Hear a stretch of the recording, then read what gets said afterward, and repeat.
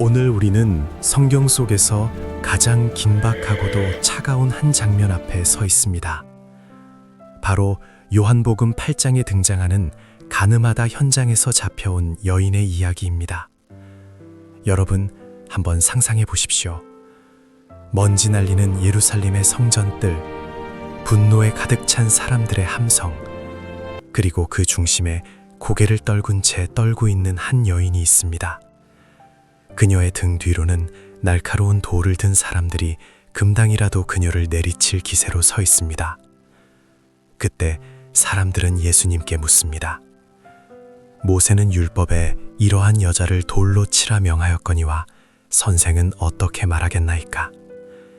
이 질문은 여인을 향한 심판인 동시에 예수님을 향한 터치였습니다. 돌로 치라고 하면 예수님이 평소 가르치시던 사랑과 용서가 거짓이 되고, 치지 말라고 하면 유대의 율법을 어기는 것이 되기 때문입니다.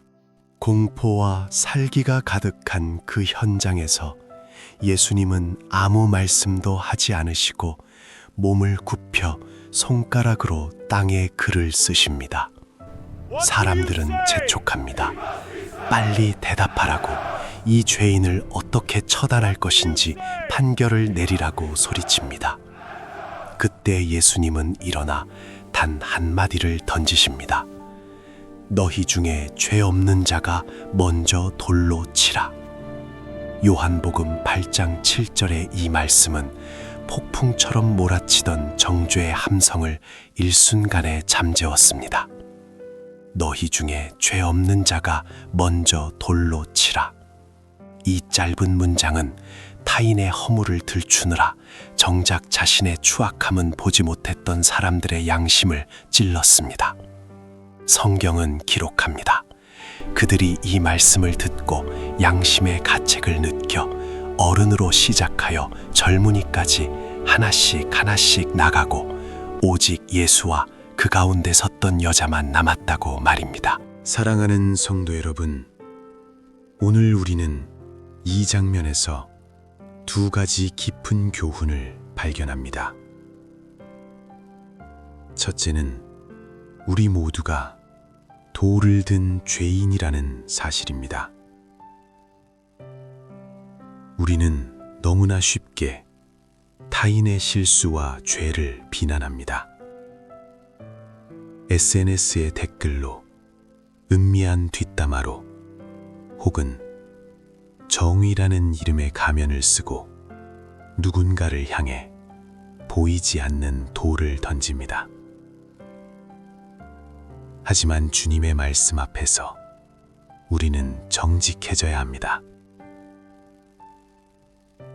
우리 중에 그 여인에게 돌을 던질 자격이 있는 사람이 단 한 명이라도 있습니까? 하나님 보시기에 우리의 내면은 그 여인보다 깨끗하다고 자신할 수 있습니까? 남을 판단하기 전에 나의 죄를 먼저 살피는 겸손이 우리에게 필요합니다. 둘째는 주님의 용서와 새로운 기회입니다.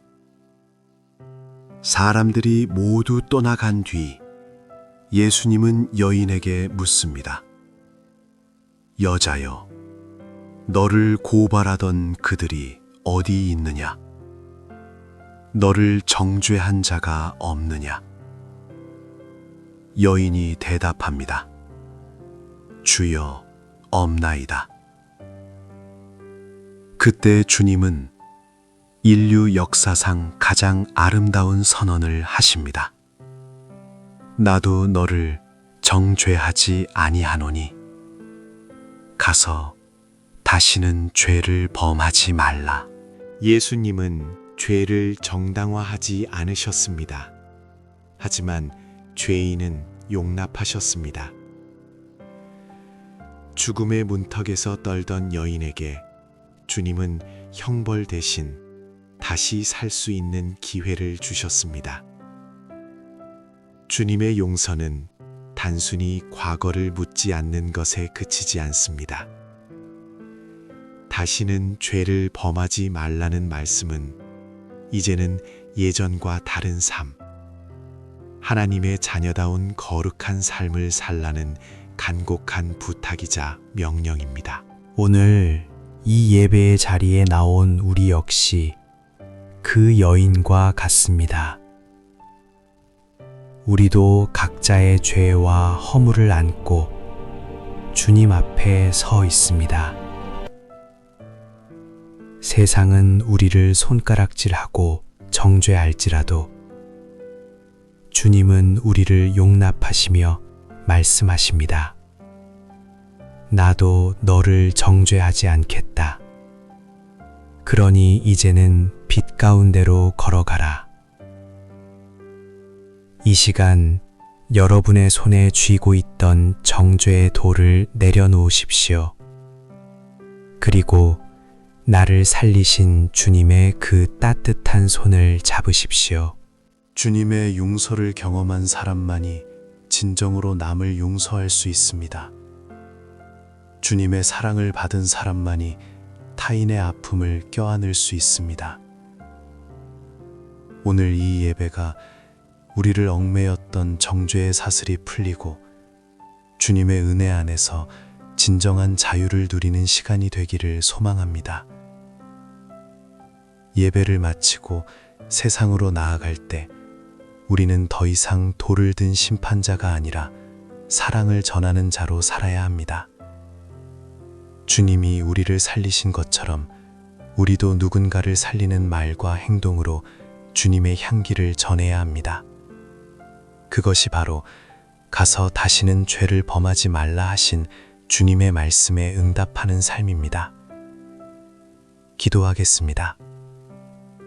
긍휼이 풍성하신 하나님 아버지, 오늘 우리는 가늠하다 잡혀온 여인의 모습 속에서 바로 우리 자신의 모습을 봅니다.